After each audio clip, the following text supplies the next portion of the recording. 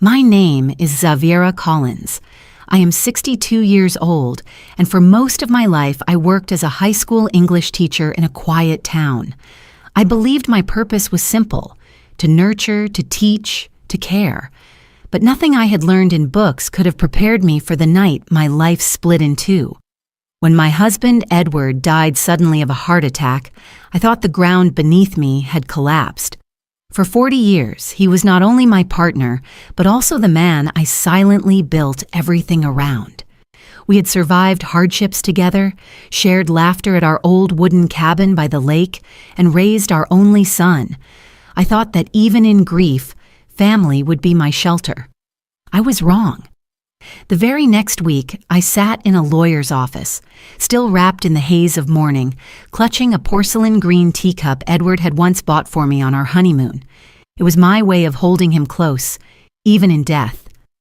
The lawyer cleared his throat, unfolded the papers, and announced with no hesitation that I was the sole heir of Edward's fortune. $33 million. Every account, every property, every share of the company he had built with his own hands. Before the words had even settled in the room, I heard the sharp crack of my son's palm slamming down on the table. Marcus's voice was filled with outrage, shaking with greed. "This is wrong. My father would never give it all to you. That money belongs to me, to the family business. Hand it over, Mother." His wife, Lillian, leaned forward, her eyes narrowing, her voice dripping with sweetness that could not hide the ice beneath. "Mother, you are too old to handle this. You should sign it all over to us. We will make sure you are taken care of. Just sign and you will not have to worry about a thing." But their words were not born of love. They were born of hunger, of entitlement, of a belief that I, the woman who sacrificed my youth and my dreams to hold a family together, was now nothing more than an obstacle. I remember the heat rising in my face, the pounding in my chest, and then I whispered a single word that shattered everything. No. That evening, the house that had once echoed with Edward's laughter became a place of exile. Marcus told me to leave. Lillian handed me a small box for my belongings, as if I were a stranger, not a mother. With my hands trembling, I placed a few clothes, some photographs, and the green teacup inside. I walked out into the cold night. I drove until the road curved around the lake, until the trees opened up to reveal the cabin Edward and I had called our safe haven. It was dark, quiet, and dust lay thick on the shelves, but it was still ours. That night, I lit the old fireplace, sat alone in the silence, and held the teacup close to my lips. The warmth of the tea and the memory of Edward were the only shields I had. And just when I thought the cruelty had reached its limit, the next morning I heard the roar of engines in the gravel driveway. Marcus, Lillian, and others from the family had come again. This time, their voices carried through the wooden walls of the cabin. They shouted, demanding entry, saying they would drag me out if they had to. But when the door finally opened and they stepped inside, ready to corner me, they froze. Their eyes widened, their mouths stopped mid-sentence, because I was not standing alone. Behind me were faces they did not expect, people whose presence carried weight, people who had known Edward, people who had the power to change everything. That was the moment the tide shifted. That was the moment they realized I was not as powerless as they believed. So let me ask you, what could possibly make a son and his wife, so certain of their control, stop cold in their tracks? What truth, what evidence, what allies did Edward leave behind that changed everything? Stay with me. This is not just a story about money. It is a story about betrayal, about quiet resilience, and about how a woman thought disposable found her voice again. And before we go further, let me say this. If you have ever faced a moment when family showed their true colors, when you were forced to choose dignity over acceptance, then you will understand me. Take a second to like this story. Share it with someone who needs strength, and let me know in the comments where in the world you are listening from, because none of us should walk through betrayal alone. The funeral came quickly, perhaps too quickly for my heart to catch up with reality. One morning, Edward was sipping tea across the breakfast table, telling me about a book he had started, and by nightfall, he was gone. I remember standing in front of the mirror that morning of the funeral, pinning the black veil to my hair, staring at my own reflection as though I were watching a stranger. The chapel was filled, but the air was strangely cold. I sat in the front row, hands clasped tightly around the porcelain green teacup I had slipped into my bag before leaving home. Some women clutch rosaries when grief threatens to undo them. I clutched that teacup because it held every memory of Edward's warmth. The porcelain pressed into my palm, grounding me when everything else felt hollow.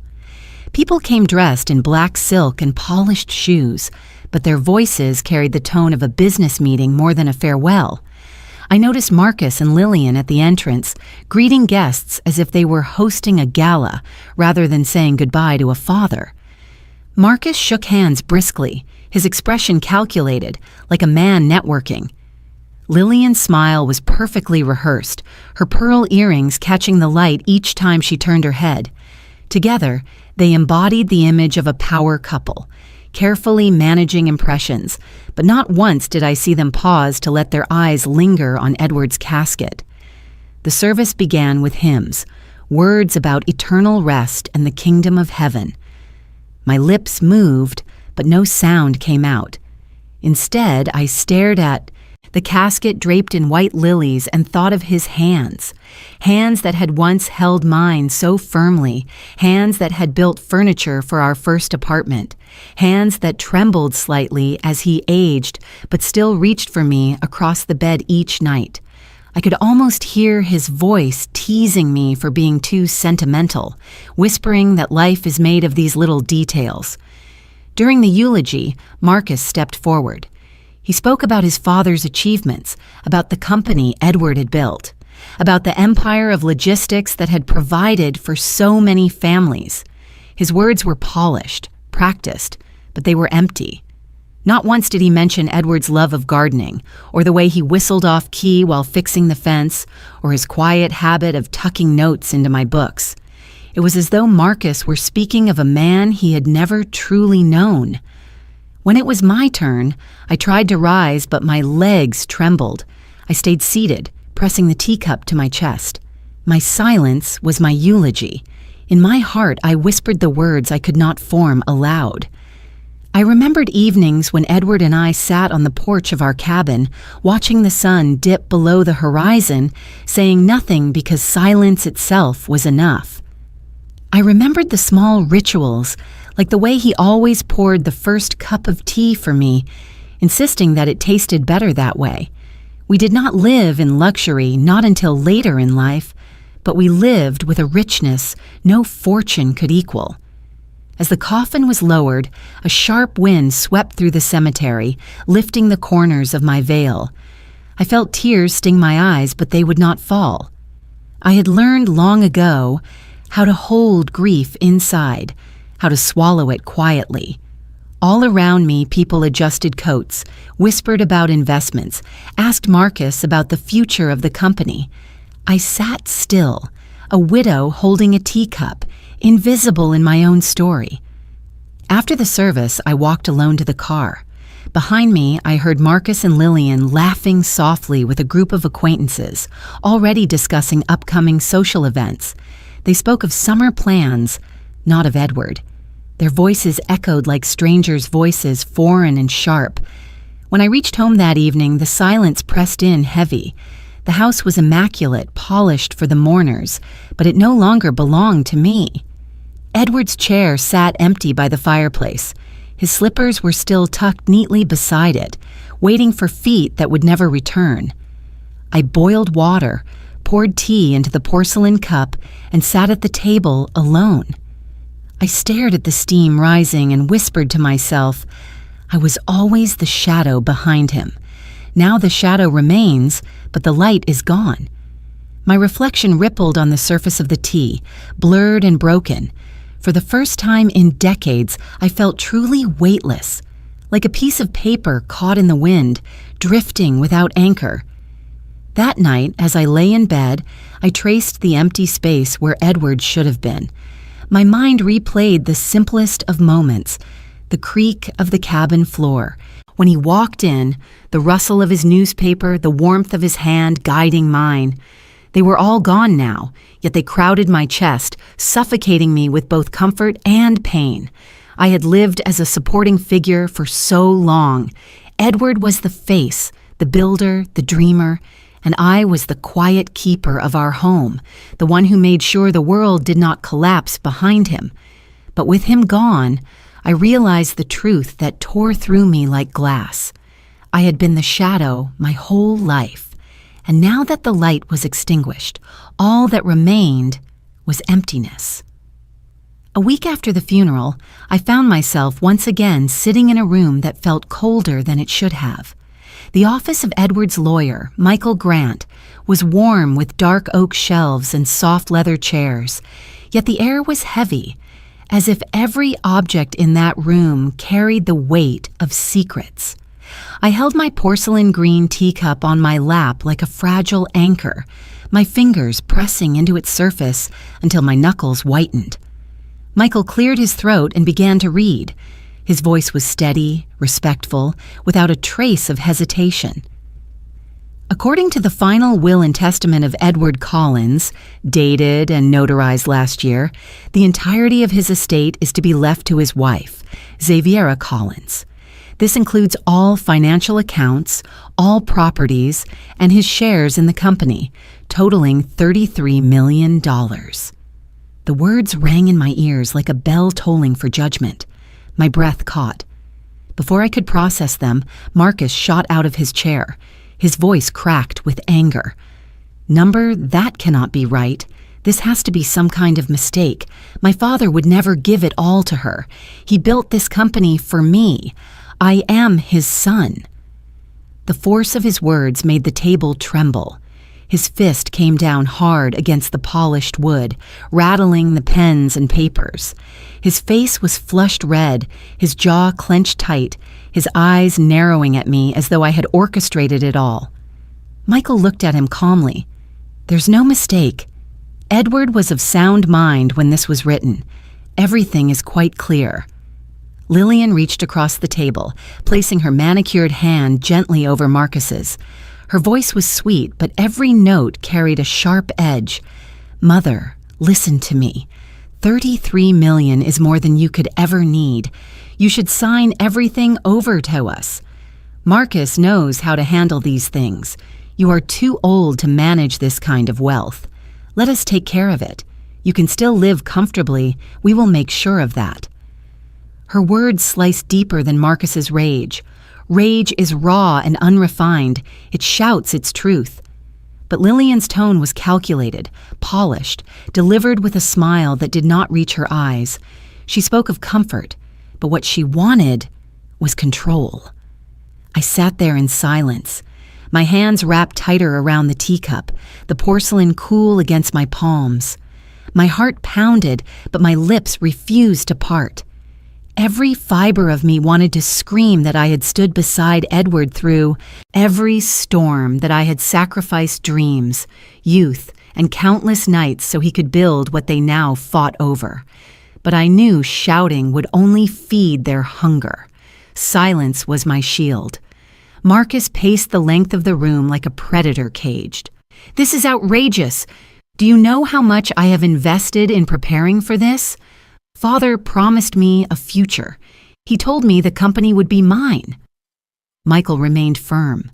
Edward left clear instructions. He wanted Xaviera to have full control. This was his decision alone. Lillian leaned closer to me, her perfume sharp, her smile rehearsed. "Please, Mother, think of the family. Think of Marcus's future, of the grandchildren. You do not need to carry this burden. Sign the papers and let us manage it all. You can stay in the house. We will cover everything. You will not have to worry." Her words echoed like poison disguised as honey. I looked at her, then at Marcus, and for the first time in my life, I saw them not as family, but as strangers. Strangers blinded by greed, deaf to the sound of love, blind to the memory of the man we had buried only days before. I pressed the teacup tighter against my chest, my silence louder than any refusal. Inside me, a single thought whispered, Edward trusted me, not them. He knew who would honor his legacy and who would squander it. He knew the truth, even if they refused to see it. The room grew tense, every breath sharp, every movement calculated. Marcus glared at me, veins visible at his temples, while Lillian kept her hand on his arm, whispering reassurances that only deepened his fury.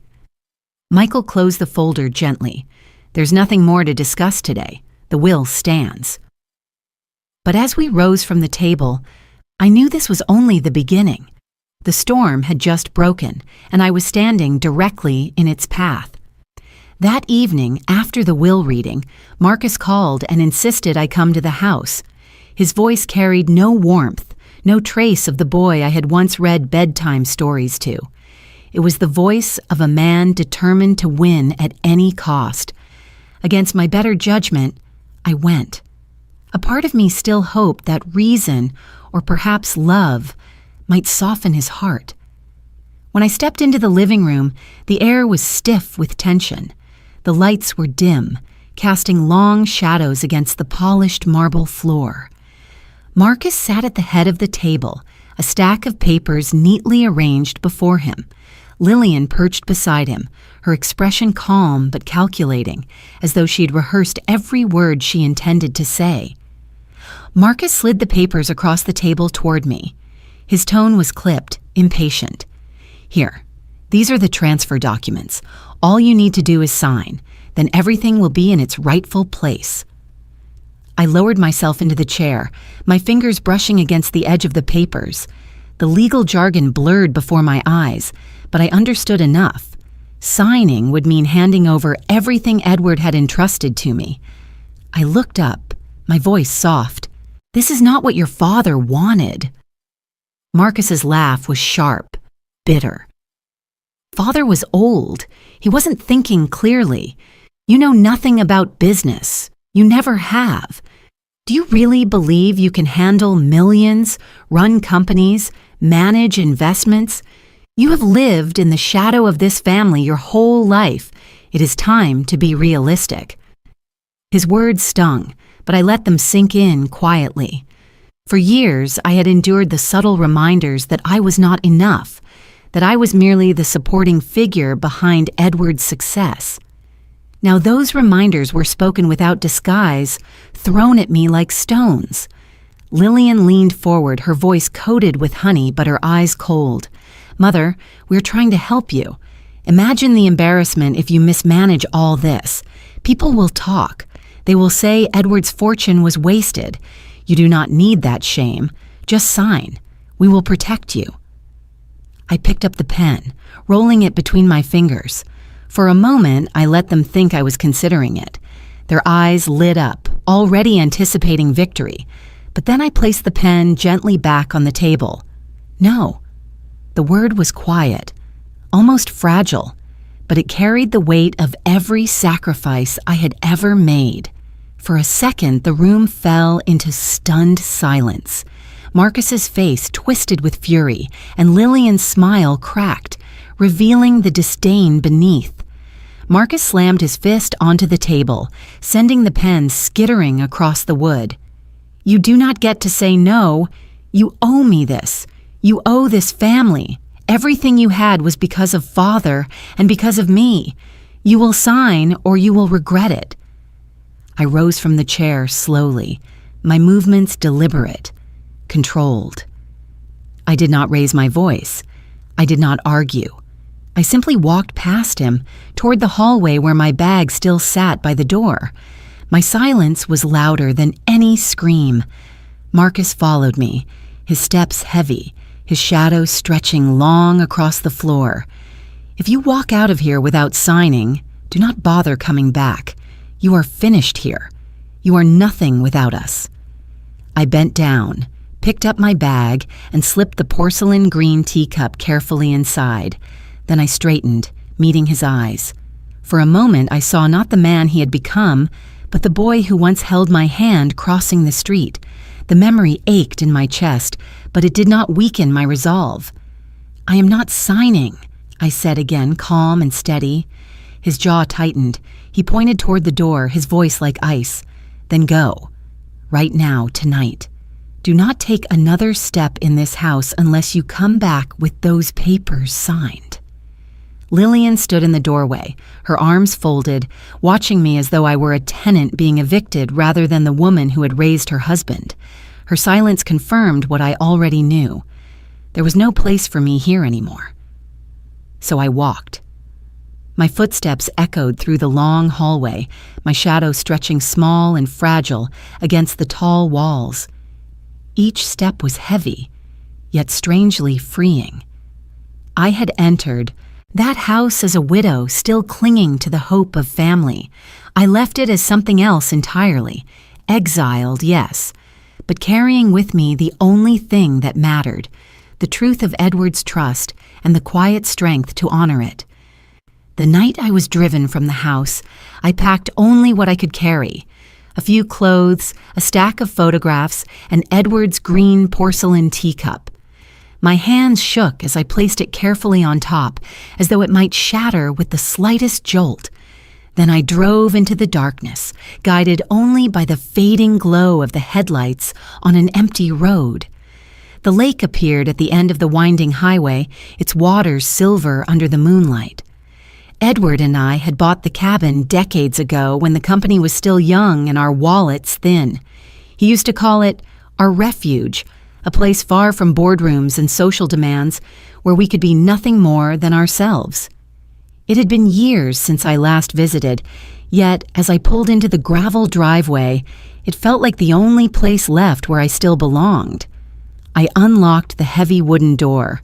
It groaned open, and the smell of pine greeted me, mixed with dust that had settled from years of disuse.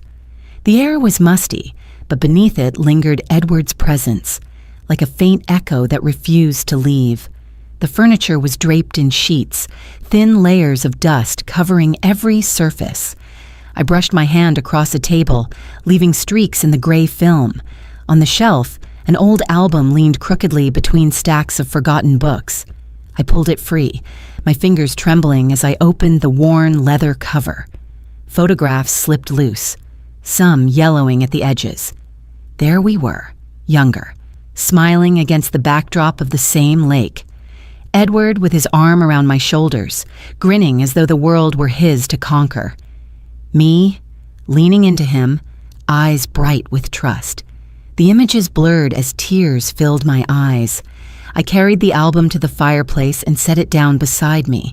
The hearth was cold, unused for years, but the log stacked in the corner reminded me of the way Edward had always insisted on preparing things for the future.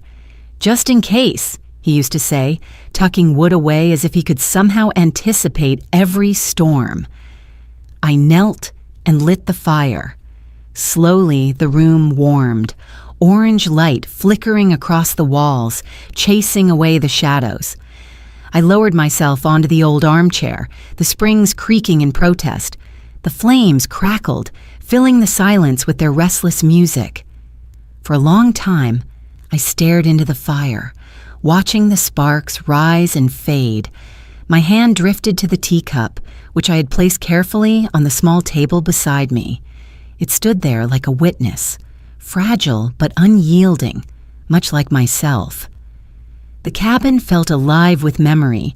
I could hear Edward's voice in the rhythm of the flames. "This is our place, Chavi," he once told me, "where nothing can touch us. No expectations, no demands, just you and me." I remembered how his face softened when he said it, how his hand reached for mine across the armrest. For him, the cabin was more than wood and stone. It was proof that we could carve out a corner of the world for ourselves, even when the world tried to take everything else. I leaned back, my eyes heavy with exhaustion, and whispered into the air, I am still here, Edward, and I will keep what you gave me. I will not let them take it away." My voice cracked, barely audible, but the cabin seemed to hold the words as though the walls themselves were listening. The firelight danced across the teacup, making the porcelain glow faintly green. I reached for it, lifting it slowly, and let the steam rise against my face. In that moment, I felt as though Edward were beside me again, his steady presence filling the empty space. The cup trembled slightly in my hand, not from its weight, but from the fragile hope it carried. I set it back on the table, leaving it there like a sentinel, a small object, yet it had survived every storm with us. Now it would survive this one too. I pulled a blanket around my shoulders and closed my eyes, the sound of the fire lulling me into a restless sleep. For the first time since Edward's death, I did not feel completely lost. Broken, yes. Alone, yes. But not erased. As long as I could breathe in the scent of pine, as long as the fire burned in the hearth, as long as the teacup remained, a part of him would live with me here. Outside, the lake lay still, reflecting the cold glow of the moon. The world beyond this cabin might already be sharpening its claws, but here, for one night at least, I felt protected. And in that fragile protection, I made a silent promise. I would not give in. I would not let Marcus and Lillian erase me the way they wished. This cabin would be my ground, my refuge, and tomorrow, whatever storm came, I would face it. The morning after my first night at the cabin broke cold and gray, the lake shrouded in a thin veil of mist. I sat at the small wooden table near the window, cradling Edward's green porcelain teacup, steam rising softly in the dim light. For a fleeting moment, I almost convinced myself that peace had returned. But then I heard it, the crunch of gravel beneath tires, the sharp slam of car doors. Voices carried through the trees, sharp and hurried. I set the teacup down gently, my hand steady despite the pounding in my chest. Through the window I saw them, Marcus, Lillian, and two of Edward's distant cousins striding across the yard like conquerors, reclaiming territory. Their polished shoes and designer coats looked out of place against the mossy stones and pine needles that carpeted the ground. They spoke loudly, as though volume could grant them ownership. The front door shook as Marcus pounded his fist against it. "Open up, Mother. We are done playing games. This cabin belongs to the family. Hand it over now." I did not move immediately. Instead, I sat still, letting silence gather around me like armor. The fire in the hearth crackled softly, defying their intrusion. After a long pause, I rose, walked to the door, and opened it slowly. They surged forward, ready to push past me. Marcus's face was tight with fury, his eyes blazing. "Step aside. You have no right to be here. Father never meant for you to have everything. This ends now." Behind him, Lillian crossed her arms, her lips pressed into a thin line. She spoke in that same honeyed voice, each word carrying poison. "Mother, this is embarrassing. Neighbors could see. Just sign the transfer papers and make this simple. You are clinging to something you cannot possibly handle." I remained calm, my hand resting lightly on the doorframe. This cabin was Edward's refuge. He left it to me. I am exactly where he wanted me to be. Marcus took a step closer, towering over me. "If you will not sign, we will make you leave, one way or another." Before I could respond, a firm voice echoed from behind me. "That would be a mistake, Marcus." The room shifted. From the hallway, Jonathan Hale stepped forward. His tall frame was unmistakable, his presence commanding. Jonathan had been Edward's partner from the very beginning, co-founder of the company, and his loyalty to Edward had never wavered. He placed a reassuring hand on my shoulder before turning his gaze on Marcus. "Your father told me everything. He trusted your mother to carry his legacy, not you. If you try to take this by force, you will dishonor everything he built." Marcus froze, momentarily stunned. He had not expected to see Jonathan here. But before he could recover, another figure entered through the open doorway. Sheriff Cole, a broad-shouldered man with a lined face that spoke of years enforcing the law in this county, tipped his hat politely to me before fixing his eyes on Marcus. "I heard some troubling talk, son. Threats, coercion. If you attempt to force your mother out of her own property, I will have no choice but to act. You may think this is just a family dispute, but under the law, it is trespassing and attempted theft." The air went heavy. Marcus's bravado faltered, his face paling slightly. He glanced back at the cousins who had come with him, but they avoided his eyes. Lillian, however, stepped forward, her voice sharp now, no longer sweet. "Sheriff, this is a private matter. You have no right to interfere." Sheriff Cole's eyes narrowed. "When someone threatens a citizen of this county on their own property, it becomes my matter. Consider this your warning." Silence fell. The only sound was the fire snapping behind me and the wind rustling through the pines outside. I stood still, my back straight, my hands steady. I did not need to shout. The presence of Jonathan and the sheriff spoke louder than any words I could offer. Marcus finally broke the silence, his voice low but venomous. "Fine. You think you can hide behind lawyers and old friends. This is not over. We will take this to court, and when we do, you will lose. You cannot stand against us forever." He turned sharply, gesturing for the others to follow. Lillian's glare lingered on me for a moment before she pivoted on her heel, her perfume trailing behind her like smoke. The sound of their retreating footsteps faded across the gravel, leaving only the echo of their threat. I closed the door gently, leaning against it for a moment, feeling the weight of what had just passed. The battle was no longer confined to whispered conversations or slammed fists on tables. It had become something larger, something that would play out in public under the scrutiny of the law. Jonathan placed a steady hand on my arm. "Edward trusted you, Chavi, and now it is time for you to trust yourself." The sheriff nodded in agreement. "Do not let them scare you. You have more strength than you know." I returned to the small table, lifted the green teacup once more, and let the warmth steady me.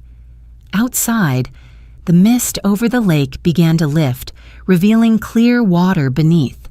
Their threats lingered, but so did something else, a quiet resolve growing stronger with every breath I took. 2 days after the confrontation at the cabin, I heard the crunch of tires again. This time, it was not Marcus or Lillian. A courier stepped out, dressed neatly in a navy jacket, carrying an envelope with my name typed neatly across the front. He handed it to me without a word, then turned and drove away, leaving a cloud of dust trailing behind him. I stood in the doorway, the envelope trembling slightly in my hands. I already knew what it was before I tore it open. The summons. Marcus and Lillian had filed suit to challenge Edward's will. They were demanding it be declared invalid, claiming undue influence, claiming Edward had not been of sound mind. My knees weakened, and I sank into the chair by the fireplace. The green porcelain teacup sat on the table, untouched since morning. I reached for it now, wrapping my fingers around its handle as though it might keep me from unraveling. The paper in my other hand felt heavier than its weight, like a stone pressing down on my chest. The words blurred as I read them, but the meaning cut clear. They were trying to erase Edward's final choice, to erase me from the story of his life. Fear coursed through me, sharp and hot, leaving me trembling. I had never been in a courtroom except for jury duty. The thought of standing there while my own son tried to dismantle my place in Edward's legacy filled me with dread. Yet beneath the fear, something steadier began to take root. A memory surfaced, unbidden but vivid. Edward and Marcus, standing in the company office years ago, their voices raised. Marcus had been in his early 30s then, ambitious but reckless. He had demanded a controlling share of the company.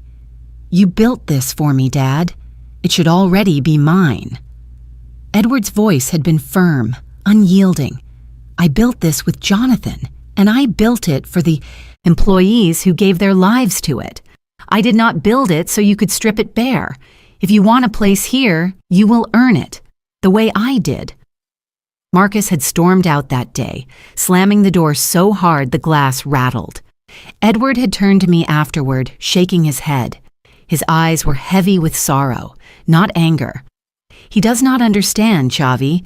He sees wealth as a prize, not a responsibility. One day that difference will matter. Now, sitting in the cabin with the summons in my lap, I realized Edward had known this day would come. He had seen it clearly, the storm that was now crashing down upon me.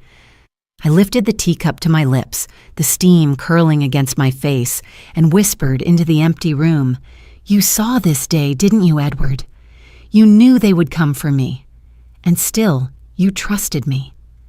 The fire cracked in response, as though echoing his voice. Tears threatened, but I held them back. Grief had already taken so much of my strength, I could not let fear take the rest. Slowly, I folded the summons and placed it back in the envelope. Then I set it beside the teacup, the two objects side by side, one representing the battle ahead, the other the bond that could not be broken. I sat there for hours, letting the silence of the cabin settle around me until resolve began to harden like stone within me. I was not naive. I knew the courtroom would be brutal. They would question my worth, my role as Edward's wife, even my sanity. But I also knew something they did not. Edward's faith in me was not misplaced. He had chosen me for a reason. He had seen not just the shadow I thought I was, but the quiet strength he believed in. I traced the rim of the teacup with my finger, feeling the smooth porcelain. It had survived decades of use, cracks threatening but never breaking. In it I saw myself. Worn, yes. Weathered, yes. But unbroken. Tomorrow I would call Michael, Edward's lawyer. Tomorrow I would begin to prepare. Tonight I allowed myself to grieve once more, not for Edward's death, but for the son I had already lost long before he filed this lawsuit. The summons lay on the table like a gauntlet thrown at my feet. I would not walk away. I would not surrender. If they wanted a courtroom battle, then they would have it, and I would face it not as a shadow, but as Edward's chosen heir. The morning after I received the summons, the cabin no longer felt like a refuge. It felt like a war room. I swept the dust from the dining table, cleared space for papers, and lit a fire in the hearth. The crackle of the flames steadied me, as though Edward himself was reminding me not to tremble. By noon, Michael Grant arrived. He carried a heavy leather briefcase, his expression both grave and reassuring. He set the case down on the table and looked at me with kind but determined eyes. "Xaviera, Edward anticipated this. He left you more than memories. He left you protection."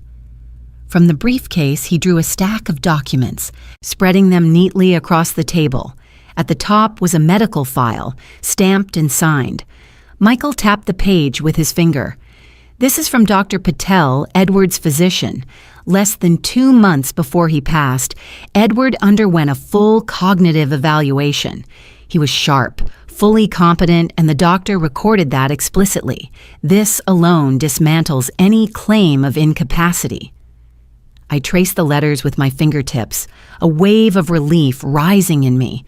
Marcus and Lillian's accusations suddenly felt smaller, as though the truth itself was lifting me up. Michael reached again into the briefcase and produced a small USB drive. He held it delicately, almost reverently. "And this," he said, "is Edward's voice." We set the laptop on the table, and when the screen flickered to life, I saw him. Edward, sitting in his office, framed by shelves of books I knew so well. His eyes, though tired, held the same unwavering clarity I had known all my life. His voice filled the cabin, steady and calm. "If you are watching this, it means I am gone. Marcus, If you are challenging my decision, know that I made it with full heart and mind. Xaviera has been the foundation of this family, the one who held it together when I was consumed by the company. I trust her judgment beyond anyone else's. My fortune, my shares, our home, it belongs to her, not because she demanded it, but because she earned it with every quiet sacrifice. I covered my mouth with my hand, my breath breaking. It was Edward, not just leaving me wealth, but leaving me his voice to shield me when mine faltered. I whispered into the quiet room, "You thought of everything, didn't you?" Before I could sink deeper into emotion, another knock came at the cabin door. Jonathan Hale stepped in, carrying a slim folder under his arm.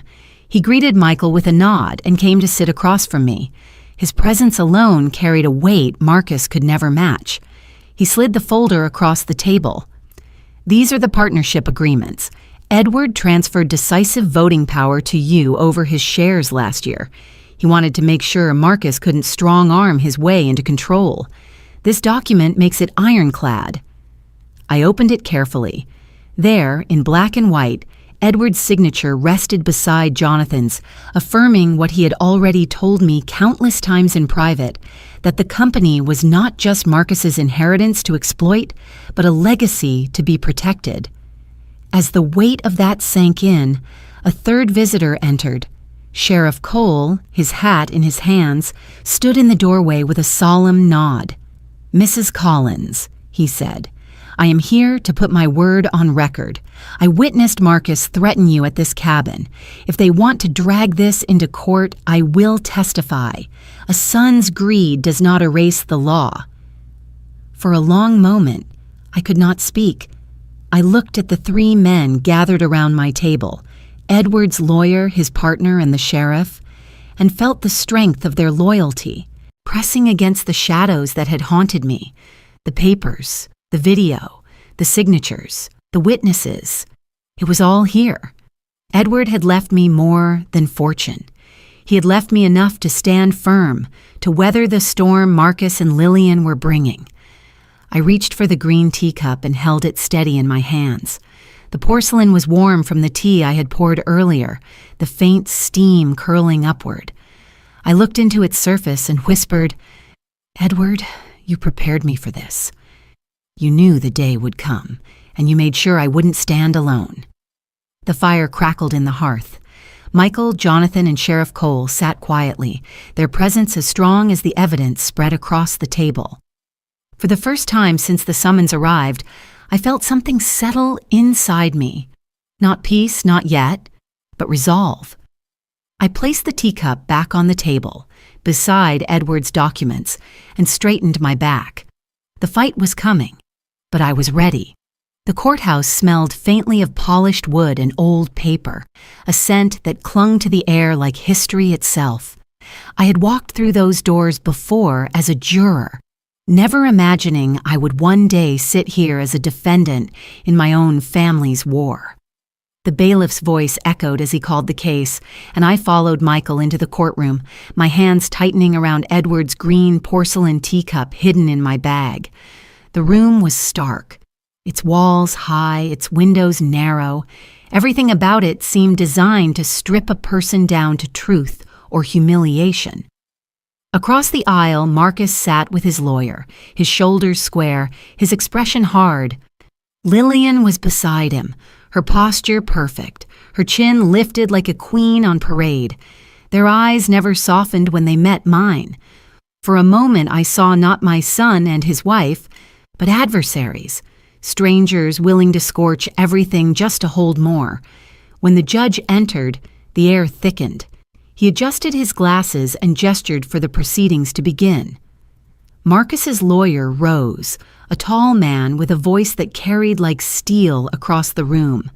"Your Honor," he began, "we contend that Mrs. Xaviera Collins exercised undue influence over the late Edward Collins. We further contend that at the time this will was signed, Mr. Collins was not of sound mind. My clients, Marcus and Lillian Collins, are his rightful heirs, and this will must be set aside." The words echoed in the chamber, sharp and deliberate. Each syllable was a dagger aimed at me. I looked across the aisle at Marcus. For a heartbeat, I did not see the man in a tailored suit, jaw clenched in determination. I saw the little boy I once carried on my hip, who clung to me when thunderstorms rattled the windows, who once whispered, "Don't let go, Mama." Now he looked at me as if I were the enemy, someone to conquer. The ache in my chest nearly buckled me. Michael leaned close, his voice low. "Steady, Chavi. Let the truth hold." Then he stood, buttoning his jacket with a calm precision that commanded the room. He carried no theatrics, only certainty. "Your Honor," he said, his tone deep and unwavering, "the accusation before you is not only unfounded, it is an insult to the memory of Edward Collins. Mr. Collins was a man of clarity and principle until his final day. He left a clear will, executed in full compliance with the law and supported by overwhelming evidence." From his case, Michael pulled out the first document and laid it on the table with deliberate care. "This is a medical evaluation conducted less than 2 months before Mr. Collins passed. Dr. Patel, his attending physician for over 15 years, confirmed his cognitive health was intact. Edward Collins was not only competent, but sharp." The judge nodded, scanning the pages briefly. The opposing lawyer shifted uneasily, but Michael was not finished. He reached into his briefcase again and produced the small USB drive. He held it up, the weight of it resting in the silence. "And this, Your Honor, is Mr. Collins himself. His words recorded of his own volition. The truth will speak in his voice." The bailiff took the device, plugging it into the courtroom screen.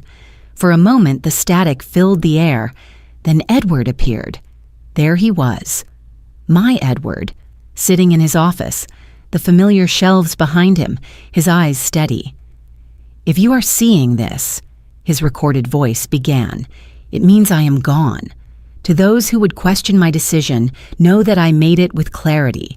My wife, Xaviera, is the foundation of this family. She is the steward I trust to honor what I built. This is not manipulation. This is my will, my choice, my legacy." The courtroom was utterly silent, every breath held captive by his words.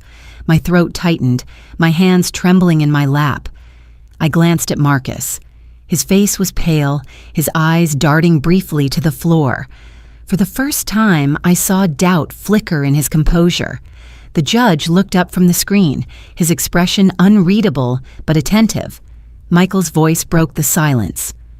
"The truth will speak for itself, Your Honor. Edward Collins left behind not confusion, but conviction." I sat back, my chest rising with a slow, steady breath. The battle was only beginning, but in that moment I felt Edward's hand guiding me again. His voice still lived, stronger than any accusation, stronger than the greed that now sat across from me.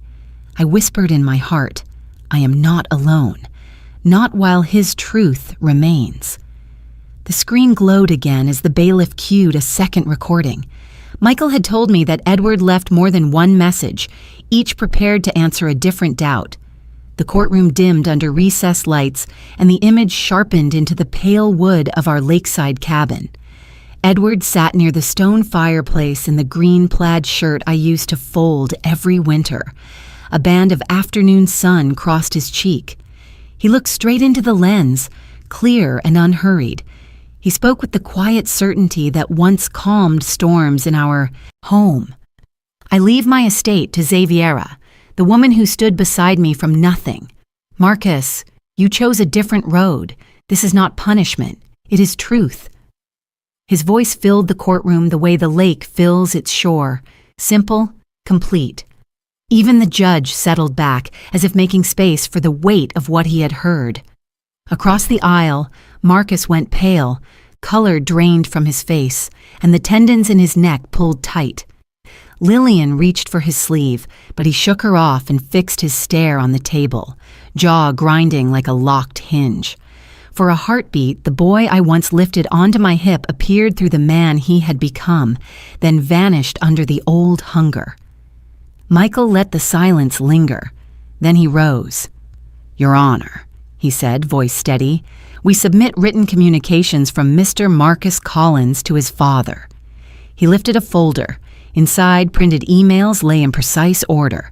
He selected one, held it up, and passed it to the clerk. "Dated 6 months before Mr. Collins passed. Please read the highlighted line." The clerk read, diction clipped and clear. "If you do not transfer the shares soon, I will find another way to take them." The sentence struck the air like a gavel. Somewhere behind me, someone exhaled. The sound vanished into the hush that followed.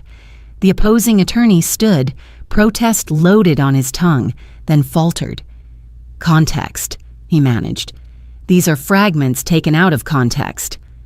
Michael inclined his head. "Then let us add context. The rest of the thread is in the exhibit, as are later messages repeating the demand." He did not press harder. He did not need to. The evidence breathed on its own. I kept my hands folded until the tremor in my fingers gave me away. Slowly, I reached into my bag and drew out the green teacup.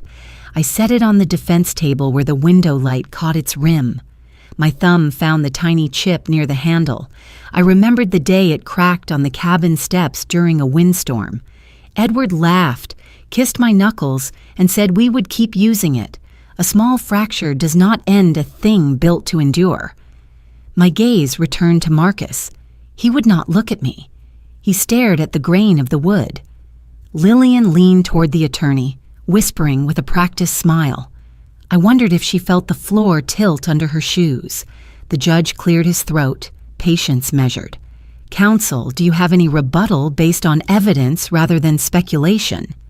The other lawyer spread his hands. He cited stress, grief, the volatility of family disputes. The judge nodded, unmoved. "Noted. Proceed, Mr. Grant." Michael requested that the cabin recording be transcribed into the record. Permission granted. The stenographer's keys began their soft percussion, preserving Edward's words in lines of ink that no argument could erase. A warmth rose behind my ribs, not triumph, not yet, but a sturdiness like a hearth in winter. I placed my palm beside the teacup and let its cool porcelain center me. I thought of the long nights, when Edward worked and I balanced budget ledgers at our kitchen table, pencil dull, coffee cold, faith stubborn. He had known I could carry what he left. He had trusted me to hold the line. No one spoke. I kept my back straight and my breathing very steady. The courtroom held the stillness of a chapel after prayer. In that quiet, I chose not to meet force with force. I would not glare. I would not gloat. I simply breathed. I allowed the weight of truth to do its patient work. Edward once told me that justice is slow, but when it arrives, it does not shout. It stands, and the room rearranges around it. As the bailiff removed the flash drive and the screen went dark, that is what happened. The room subtly changed. And I, a widow holding a chipped teacup, did not feel small. I felt steady, like the shoreline that remains after the storm passes. The courtroom seemed frozen in a hush after Edward's video, and the emails had been entered into evidence. Even the air itself felt heavy, like the room was holding its breath. The judge leaned back, his eyes traveling slowly from Michael to Marcus. Finally, his gaze settled on my son. "Mr. Collins," the judge said, his voice even but edged with disappointment. "Do you truly believe wealth alone defines family? That inheritance is a birthright, regardless of your father's will or your conduct?" The question struck harder than any gavel. Marcus opened his mouth, but no words came. His face flushed, then drained pale again. He shifted in his chair, fists tightening against his knees. Lillian broke the silence. She leaned forward, her voice trembling, tears slipping artfully down her cheeks. "Your Honor, my husband only wanted what is fair. Mrs. Collins," she gestured toward me with a pointed finger, "has been selfish. She refuses to think of the generations to come. All this money, locked away under her name. It should be used to secure the family's future. We are not asking to erase her, only to share what belongs to all of us. Her words stung, though not because they were true. They stung because I had once believed she might be different, that she might see me as more than an obstacle. For a fleeting second, the urge to shout burned in my throat, to cry out that I had given my youth, my dreams, my years, for Edward, for Marcus, for the life they now stood here to dismantle. To remind her of every birthday I planned, every sacrifice I made, every quiet moment when my needs were buried under theirs. But I did not shout. My lips stayed closed. I folded my hands in my lap, steady and unmoving. My silence became my answer, heavier than any argument. The judge's gaze lingered on me for a moment before he nodded slightly, as if acknowledging restraint. Then he turned back to Marcus and Lillian.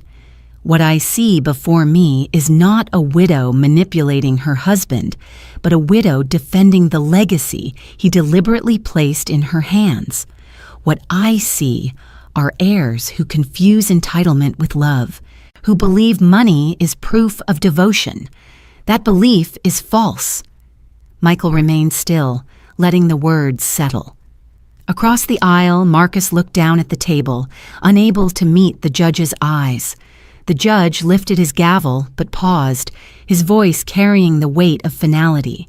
This court finds the will valid. The estate of Edward Collins, in full, belongs to his lawful heir, Mrs. Xaviera Collins. The gavel struck wood with a resounding crack that seemed to echo through every bone in my body. It was finished. I did not feel the swell of triumph I thought might come. Instead, my hands trembled against each other, my breath unsteady. It was not victory I felt, but grief renewed. The grief of realizing I had lost my son long before this trial began. The paper may have been signed today, but the fracture had started years ago, in choices he made, in words he had thrown like stones, in the slow erosion of trust. I reached into my bag and rested my hand on the green porcelain teacup, my anchor, my reminder. I let its cool surface ground me. In my mind, Edward's voice whispered again, steady as the lake, "Stand tall, Chavi. Truth holds." The judge's words lingered in the air long after the gavel fell, and I let them echo inside me. This inheritance was never about riches. It was about recognition, about the truth of a life built in quiet partnership, in sacrifices unseen but not forgotten.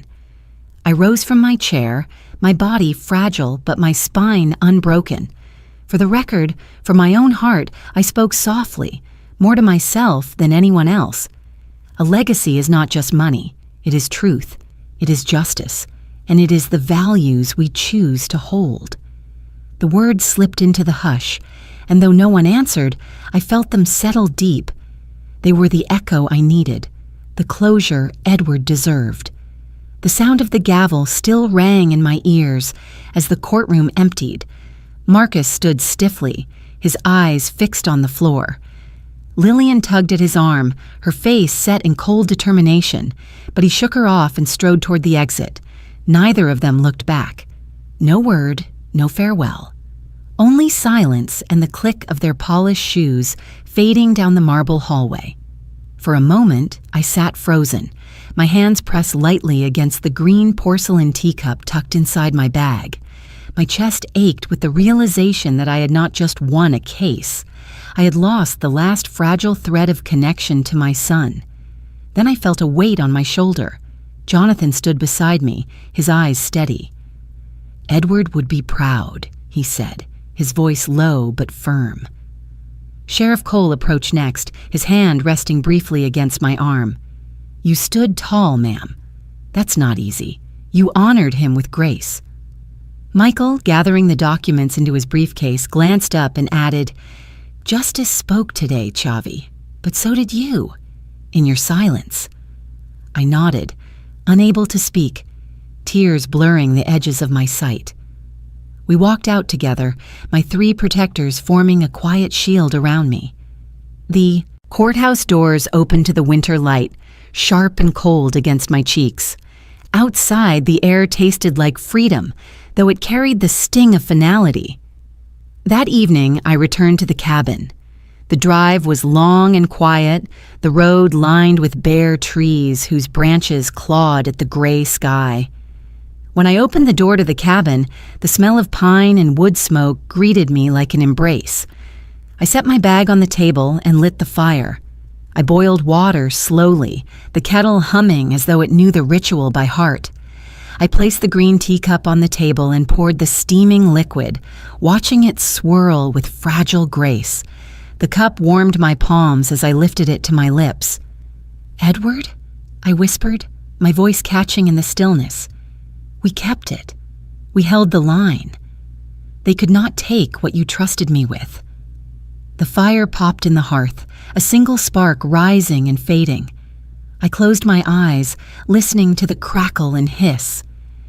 "We kept it," I repeated softly, "and now I must decide what to do with it." I leaned back in the armchair, my shoulders heavy with exhaustion, yet beneath it a thin thread of peace began to form. The inheritance was safe. The legacy was intact. I had not shouted, had not fought with fists or fury. I had endured and prevailed. That night, I slept deeply for the first time since Edward's passing. The weeks that followed were filled with paperwork, signatures, and decisions that would shape the rest of my life. But I knew from the start that the fortune Edward left was not meant for idle comfort. It was meant to grow something. So I founded the Edward Collins Scholarship Fund. Its mission was clear: to support students who, like Edward once had been, were rich in determination, but poor in resources. Every detail mattered to me, from the criteria of need and merit to the promise that no recipient would ever be burdened with debt. The cabin became the headquarters. It was no longer just my refuge, but a place where young people gathered. Students came on weekends, bringing their essays, their dreams, their fears. The air filled with nervous laughter, the scratch of pens on paper, and sometimes tears of relief when they realized someone believed in them. I remembered sitting across from Edward years ago when we had barely $2 to spare, and hearing him say, "If we ever make it, Xavi, we'll make sure others can too." Now, with the fund, I was planting that promise into the soil of the future. One morning, as the first round of scholarship applications piled high, a knock sounded at the cabin door. I opened it to find Martha, my neighbor from years past. In her hands, she carried a bundle of fresh daisies, their petals trembling in the crisp air. She smiled shyly. "These are for you and for him. My son just finished college on a grant Edward once arranged for us quietly, without ever asking for recognition. Now you're carrying it forward." She pressed the flowers into my hands, her eyes glistening. "Xavi, you've sown again what Edward once sowed." I placed the daisies in a chipped vase on the mantel. Their bright yellow faces leaned toward the firelight, a small symbol of renewal. For the first time, I felt not only like a widow guarding a legacy, but a woman planting a garden of her own. The cabin walls, once echoing with loneliness, now rang with voices of promise. Every laugh, every hopeful question stitched me back together, thread by thread. By spring, the cabin was no longer quiet. It pulsed with life. The porch groaned under the weight of footsteps as students came and went, carrying books and hopes bigger than themselves. Inside, the air hummed with chatter, the smell of tea mingling with the aroma of soup that simmered on the stove. I watched as the rooms filled with faces that once might have been strangers, but now felt like family.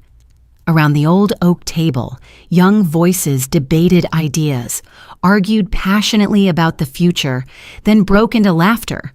The fireplace, once my solitary companion, now glowed against a backdrop of bright eyes and open notebooks. On Saturday evenings, we hosted dinners. The students brought bread, fruit, sometimes nothing but their stories, and I provided the rest.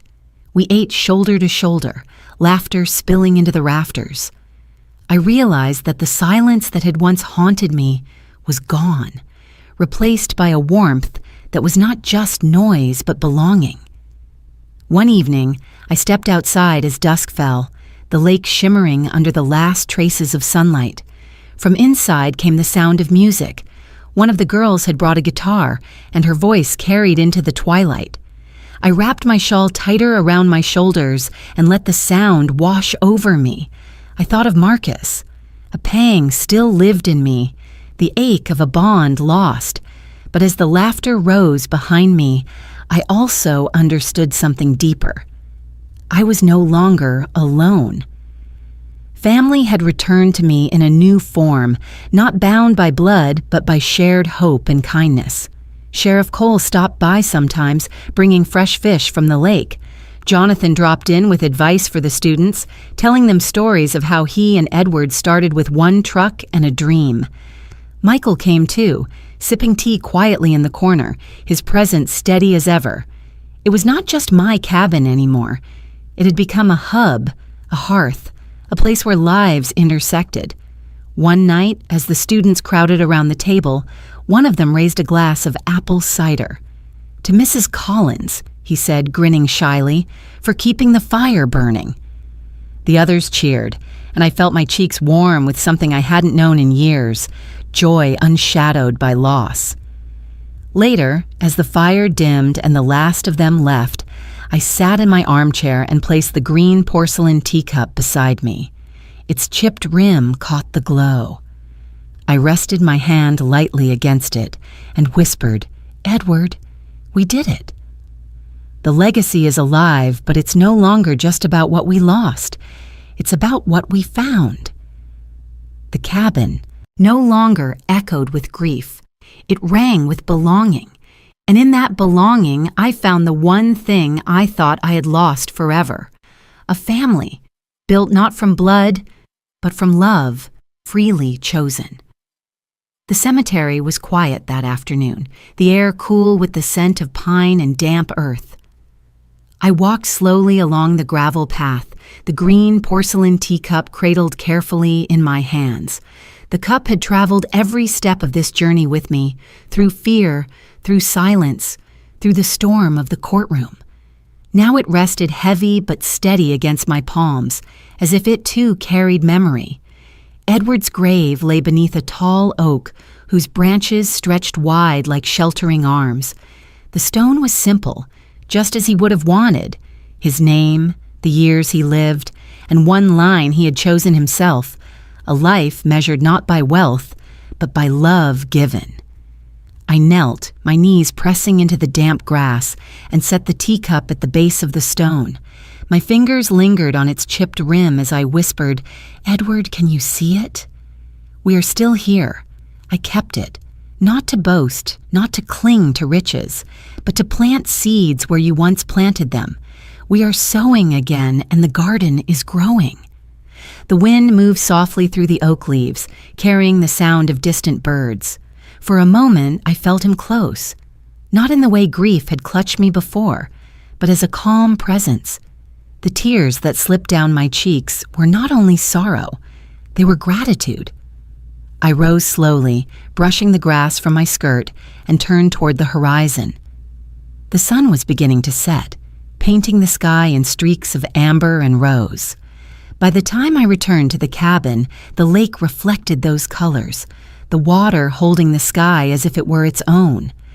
I stood on the porch, the boards warm beneath my feet, and watched as the cabin filled with the glow of twilight. It no longer felt like a place of exile. It was home, a place that carried voices, laughter, and promise, a place where Edward's legacy was not locked in silence, but alive in the lives of others. I thought of Marcus and Lillian, of the way they had walked out of the courthouse without looking back. The ache of losing them would always live somewhere inside me, but I had learned to name it for what it was. I had not lost my family. I had lost the illusion of it. What remained was truth. And truth had given me something new: community, belonging, a circle of people who valued more than wealth. As the sky deepened into violet, I sat on the porch steps and folded my hands in my lap. My heart whispered a closure I had carried too long. A legacy is not just money, it is truth, it is justice, and it is the values we choose to hold. I did not lose a family, I lost only the shadow of it.